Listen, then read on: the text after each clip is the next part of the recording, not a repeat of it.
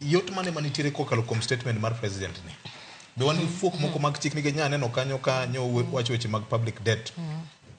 Nyocha ose gazet nying jomoko. LSK wacho ni kanyo onge mano tich mar Auditor General. Aito wach mar retirees ma osecho 60 ni. Wan gi chike matayo weche mag labor laws. VOJ ngene statement ma nche Migosi William Ruto golo an kang'iye to ne en general.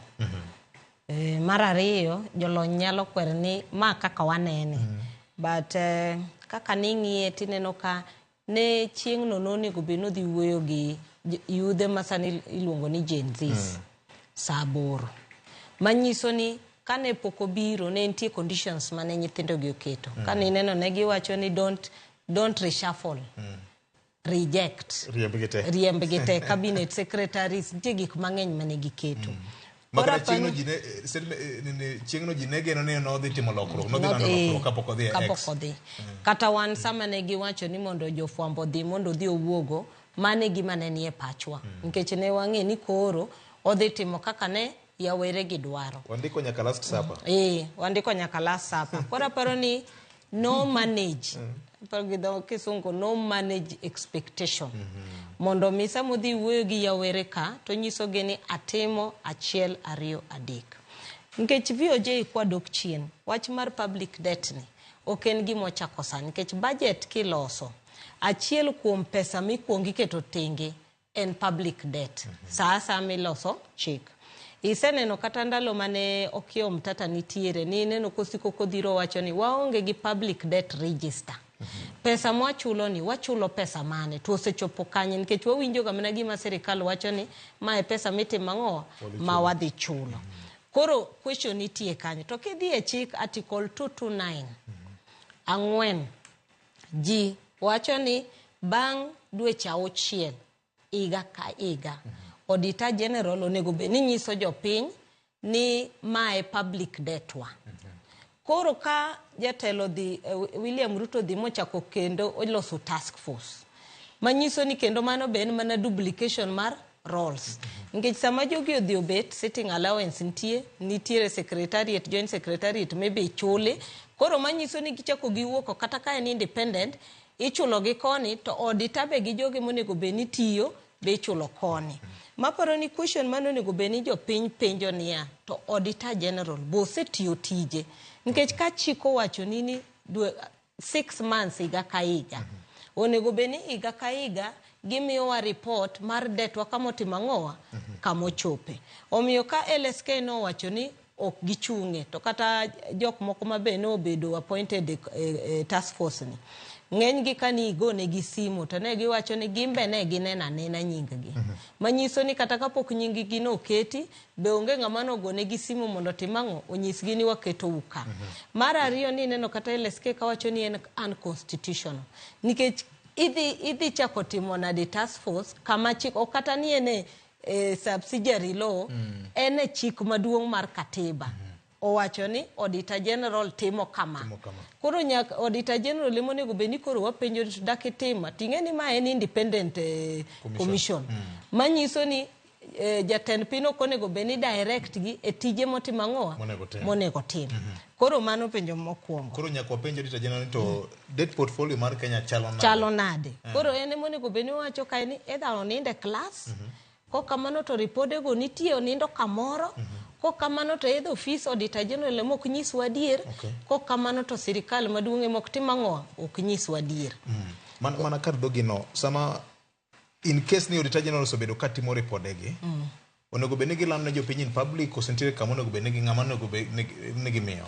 Ing'e ni audits gi kowuok ga donge neno ga kata mar institutions ng'eny gi onego be ni report itere bunge. Obedo public document. Emomi ineno ga kama majority leader kata ng'ama nitiere leadership. Table documents, audit reports. Ineno kata bunge owuon, ineno treasury kelo ga debt portfolio grants gang'o genego e bunge mondo wajumbe ong'e ni wantiere kanye. Koro mane kako onego be ni kaka ripode moko mikelo ga pile mag counties gi national government ka kaka auditor onego be ni table report mar public debts. Mondo mi jopiny ong'e ni ani det wan nitie kama. Mar ariyo Ken owuoyo wach mar parastatals. Ing'e ni gini ok ochako sani. King'iyo executive order number 7 mar 2015 mane Uhuru keto, mane neno ka chia ndalo kane en Isaac Awuonda, kendo ne gitime gi Abdikadir Mohamed mandalogo ne advisor mar Uhuru. Ni neno ka report mane gigolo mar mwongozo mar state corporations ne gi recommend ni mondo gi collapse parastatals madhi 200 gi wiye. Mano pok notimore. To sirikal ni be kanyo odonjo to ntiere kata parastatals manche dormant manok ti. Gimbe no chiewgi magi appoint ji kuro. Nikech pile wacho ga ni parastatal accept moko ma ineno ka ni under the constitution. Ng'eny gi gin ga mimiyo godo gi dongere wacho ga ni political rejects. Kata satisfying sirikal mantiere mondo giyud kaka gimiyo ji tije magi nyalo bet ka gimako mabe miyo gi forum magi nyalo wuoye gi ji. Koro yudo ga ka ng'eny gi kata kingi appointments yudo ka ng'eny gi ok ni appoint ng'ato no ng'eyo tije no, lakini miyen kech nitiere promise mang'eny ma sirikal chiwo. Koro samo chiwo ne yudo ka koro kuonde ge ma koro ging'iyo to koro ng'ane gini ne wawacho ne gini wamiyo tich. Koro kanye mwanyalo ng'iyo mondo watimang'o mondo wang'egi. Koro yudo ka ne sirikal odhi mochiwo parastatals gi mang'eny ma koro ji nitiere kachacha chudo bi chudo gi. Koro yudo ka magi be otimang'o omedo burden ma sirikal. Parastatals gi kingi ng'eni gin ga gi category. Yudo category A, category B, category C. Koro yudo category A gine kaka KRA gine go communication A. Koro yudo kama kaka to generate income. To nitiere moko magin gi chama. Koro yudo ka moko nitiere mi yudo ka be nitie kata roles magitimo gi duplicate gi line ministry. Koro yudo ka timo machielo ni be timo kamae. Achiel kuom gi kata ineno kata wan jofwambo. Ineno media council ineno ka nitiere kachacha. Wantiere be gi multimedia complaints commission. Koro yudo gi penjri ni multimedia ne timang'o nikech gik ma multimedia timo ka magimbe gidhi gidonjre e gik ma media council timo. Manyiso ni kadine chiko los maber kako nego beni multimedia tribunal no tiyo to nego beni communications authority magi ng'iyo nikech margi ni is mostly broadcast koni.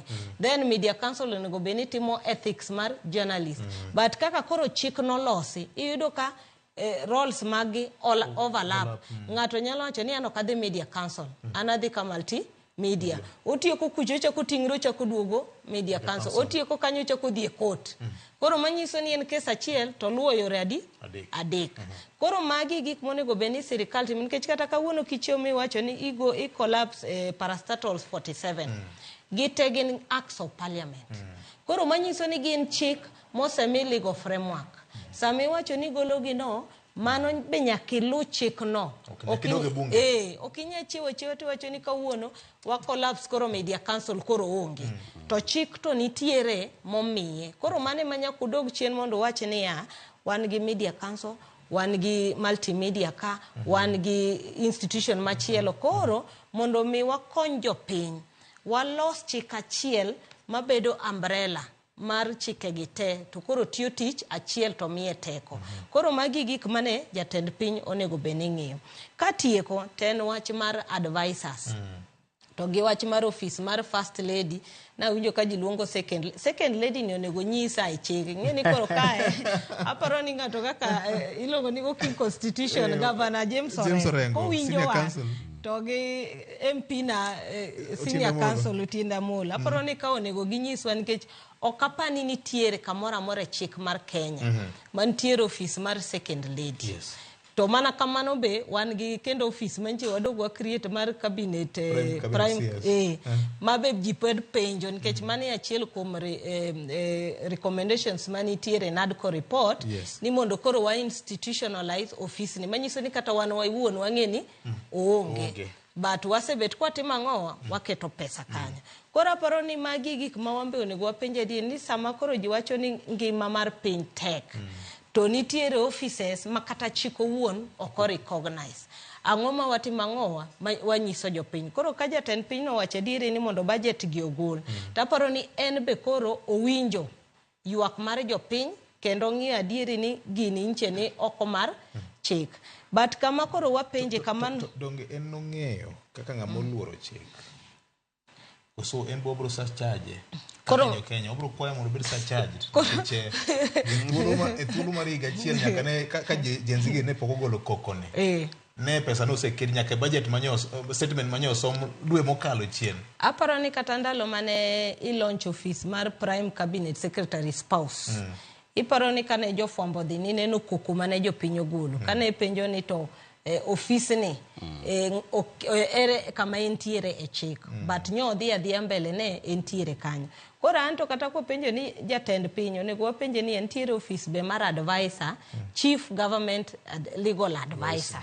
Koro kanyo monego be wapenje ni to be advice nitie manogol nikech advice kata kogol kan be ignored kata kan be implemented. Koro mane koro aparo ni mano koro question madhi office mar attorney general mondo nyiswa ni be ni no luwo chik kata no kotimo ang'o kata no koluwo chik. To katieko to wach mar advisors wacho ni ong'ado budget by 50%.